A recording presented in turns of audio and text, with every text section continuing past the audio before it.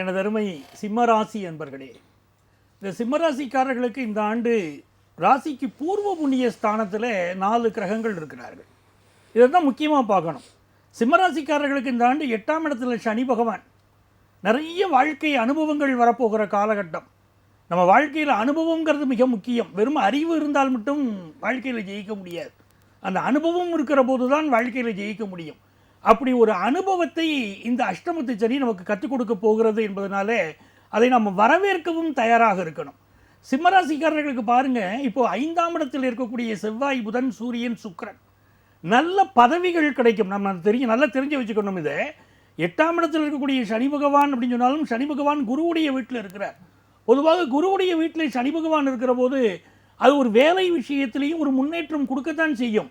அப்போ குருவுடைய பார்வை வேறு இந்த ஆண்டு வரப்போகுது. செகண்ட் ஹாஃபில் குருவுடைய பார்வை மே மாதம் வரைக்கும் இருக்கக்கூடிய வேலை பிரச்சனைகள், அதில் ஒரு விடிவு காலம் இவர்களுக்கெல்லாம் இந்த ஜூன் மாதத்துலேருந்து ஏற்படும்.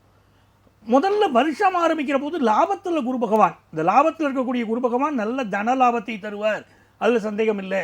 இவர்கள் பிள்ளைகள் வாழ்க்கையில் முன்னேற்றத்தை கொடுப்பார். சிம்மராசிக்காரர்களுக்கு நிறைய பேருக்கு கல்யாண தடைகள் இருந்துகிட்டு இருக்கும். கல்யாணம் கண்டிப்பாக ஃபிக்ஸ் ஆகும் ஃபர்ஸ்ட் ஹாஃபில். ஏன்னா மே மாதம் வரைக்கும் குரு லாபத்தில் இருக்கிறதுனால கல்யாண விஷயங்கள் ஃபிக்ஸ் ஆகும். என்ன செய்யணும் சிம்மராசிக்காரங்கன்னா, முதல்ல ஒரு இன்சூரன்ஸ் கவரேஜ் இந்த ஆண்டு கண்டிப்பாக நீங்கள் எடுத்து வச்சுக்கிறது உங்களுக்கு ரொம்ப நல்லது. ஆயில் கம்பெனியில் வேலை பார்க்குறவங்க பலருக்கு உங்களுடைய பாதுகாப்பை அதிகப்படுத்திக் கொள்வதும் இந்த ஆண்டு மிக தேவைப்படுகிறது. நீரினால் பிரச்சனைகள் பலருக்கு வரலாம். அப்படிங்கிறதுனால உடல் நலத்தில் இந்த சைனஸ் ட்ரபிள் இருக்கிறவங்க, இவங்கள மாதிரி இருக்கக்கூடியவர்கள் எல்லாம் அதிக அக்கறை எடுத்துக்கொள்வது வேண்டியது அவசியம். அதே போல் இந்த ஆண்டு நீங்கள் சித்தர் வழிபாடு செய்துக்கிட்டே இருக்கணும். ராசியில் கேது பகவான் இருக்கார். சித்தர் வழிபாடு செய்வது என்பது உங்களுக்கு ஒரு பெரிய லாபத்தை கொடுக்கும். நீங்கள் முக்கியமாக தெரிஞ்சுக்க வேண்டியது தர்ம கர்மாதிபதி யோகம் இருக்குது. 9க்குரிய செவ்வாயும் 10க்குரிய சுக்கிர பகவானும் சேர்ந்திருக்கிறதுனால, உங்களுடைய பூர்வ புண்ணிய வீட்டில் சேர்ந்திருக்கிறதுனால எவ்வளவு பிரச்சனைகள் வந்தாலும் அந்த பிரச்சனைகளிலிருந்து தப்பித்துக் கொள்ளக்கூடிய ஒரு புண்ணிய ஆற்றல் உங்கள் உடனே நின்று கொண்டே இருக்கும். ஆகவே தான் சித்தர்களை நீங்கள் வழிபடுகிற போது அந்த புண்ணிய ஆற்றல் இன்னும் புதுப்பிக்கப்படும். அது உங்களுக்கு பெரிய அளவிற்கு இந்த ஆண்டு உதவியாக இருக்கும். 10th +1 +2 படிக்கக்கூடிய ஸ்டூடெண்ட்ஸ் படிப்பில் கொஞ்சம் அதிக கவனம் எடுத்துக்கொள்வது இந்த ஆண்டு நல்லது.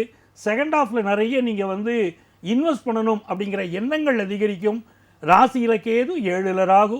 கொஞ்சம் ஏற்ற இறக்கங்கள் இருந்தாலும் பொறுமையோடு செயல்பட்டால் இந்த ஆண்டு வெற்றியை நீங்கள் பெறலாம். யாரை வழிபடணும்? மகான்களை வழிபடுங்க, சித்தர்களை வழிபடுங்கள். 2026ஆம் ஆண்டு பொறுமையும் உங்களுடைய நேர்மையும் உங்களுக்கு வெற்றியை தரும்.